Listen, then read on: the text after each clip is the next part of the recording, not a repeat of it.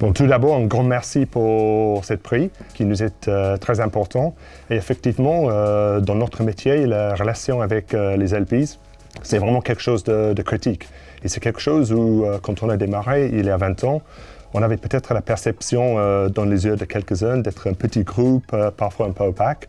Et ça, c'est vraiment quelque chose sur lequel on a travaillé toute comme une équipe sur la durée, et notamment avec une vraie accélération ces dernières 5 ou 6 ans, pour avoir un vrai document qui était vraiment un vrai outil de communication avec ces LP qui nous sont si importants.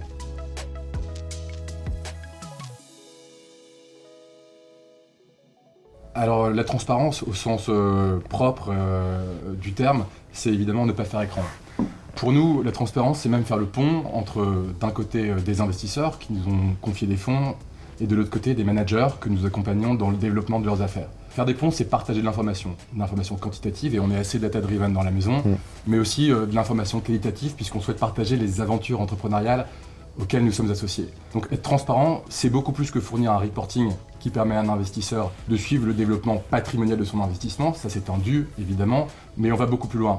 Nous, ce qu'on essaye de faire, c'est de tout mettre sur la table. C'est la condition d'exercice de l'intelligence collective, et c'est aussi la condition à laquelle on peut honorer une promesse qu'on fait aux managers, de leur faire bénéficier de notre écosystème, d'introduction commerciale, d'idées, d'opportunités de croissance externe. Transparent, c'est donc jouer collectif pour nous.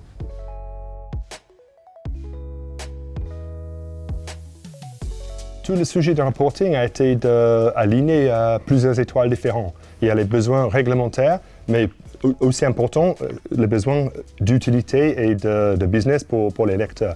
Il y a des lecteurs un peu différents entre le middle et le front et le back office. Et aussi important pour nous, c'est un outil qu'on utilise en interne. Et c'est vraiment là où on commence avec le fait que nous, quand on fait nos revues trimestrielles de nos participations, on utilise ce document. Donc on le prépare un peu avant. C'est un vrai travail d'équipe. Il y a tous les deal teams qui sont impliqués dans la préparation de la partie sur les sociétés eux-mêmes. Il y a aussi tout le back et mid office qui sont impliqués sur le contrôle des chiffres et les éléments qui touchent le fond. Donc c'est un vrai travail d'équipe. Et après, on le pré-teste quelque part en faisant une séance de plusieurs heures ensemble où on regarde. Et c'est vraiment les types de questions que nous, en tant qu'investisseurs, on aimerait comprendre d'une société. Et on espère aussi permettre à nos investisseurs de suivre une société, pas juste ponctuellement, mais aussi sur la durée. C'est pour ça qu'on met les données avant acquisition et aussi le track record de la société depuis acquisition. Évidemment, ajouter à ça tous les éléments habituels de valorisation, EBITDA, qui sont, je dirais, le minimum absolu. C'est difficile d'ajouter quelque chose après ça, mais ce qui est vrai, c'est qu'au-delà même de ce document, d'ailleurs, le partage de l'information financière, il est continu et il se fait à d'autres occasions. Il est clair qu'on communique de manière trimestrielle avec tout notre écosystème.